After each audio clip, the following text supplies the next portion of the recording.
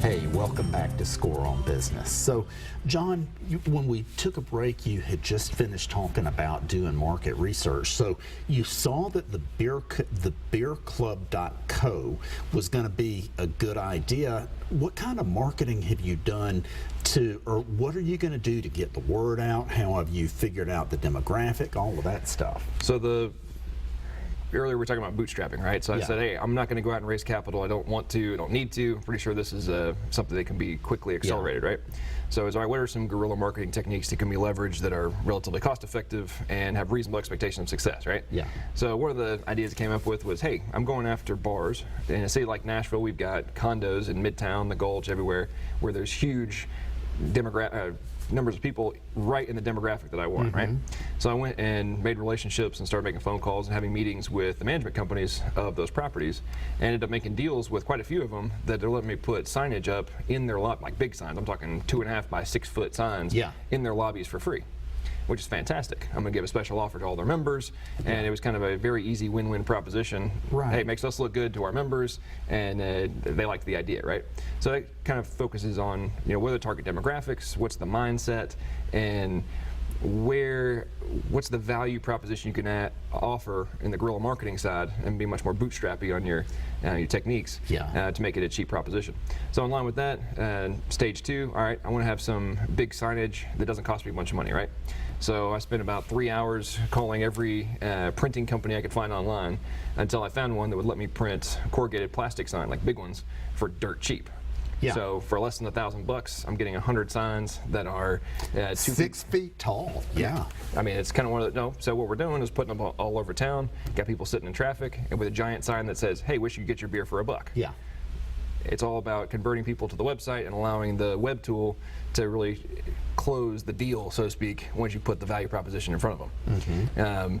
In line with that, it's okay, let's do this all in stages, right? So we got the email list signed up from different techniques in the beginning, then let's go to the condo, hyper-targeted demographic marketing there, go much more broad-based, but still cost-effective on the signage, and then as we're getting ready to go like full bore, putting together street teams, and I also made a relationship with a great company here in town that has giant digital billboards you can stick on the back of a truck and rent from them. So we were running a couple of those and going to go into Midtown and whatnot. I'm have a group street team out there with a giant sign, ask how you can get beer for $1. Yeah. And you're just playing to the hook mechanisms and the curiosity of the human mind that you got me, I got to find out what's going on here. And then if it's hey, you're literally about to walk into this bar, guess what? If you sign up right now, you can walk in there and get your beer for $1. It's kind of a almost a no-brainer logic at that point. That's very creative. So you were talking one time about a prism to view as far as how you get money. Can you talk a little bit about that? Yeah, this is one of the very few things I actually remember from college. In my Economics 101 class, I'll never forget the professor on the first day, he says, all right kids, we're going to talk about all this, blah, blah, blah, blah stuff. But what you really need to learn from this class is there's 3 ways to generate wealth. You can trade your time for money, you can trade other people's time for money, or you can build something that other people will trade their time and money for.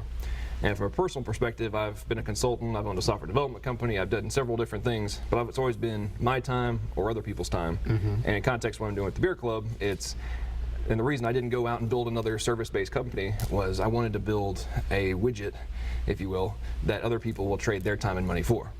And I think if you, as an entrepreneur, if you view the world through those prisms, and also understand not only is which one you're operating in, but which one the majority of the people you're going after are also operating in. Then from there, when you come up with marketing techniques, business logic, pricing models, all those different components, it makes your mind operate much more efficiently, and you have creative thoughts, and why didn't I think of that before? But if you try to think like they do, and know that it's not just their background and where they're from and how much money they make, but how they do it, it will directly impact your mindset and how you're approaching business. Awesome. Okay, John, so it's the beerclub.co. Yep, the beerclub.co. Not .com. Not .com. It's the Beer Club company, so it's the beerclub.co. Okay, awesome. And if you watching the show, if you go on and put in Score Nashville, you get $10 off your first month. Okay, Score Nashville, and that's $10 off the first month. Thank you for being here. Pete, thanks as always.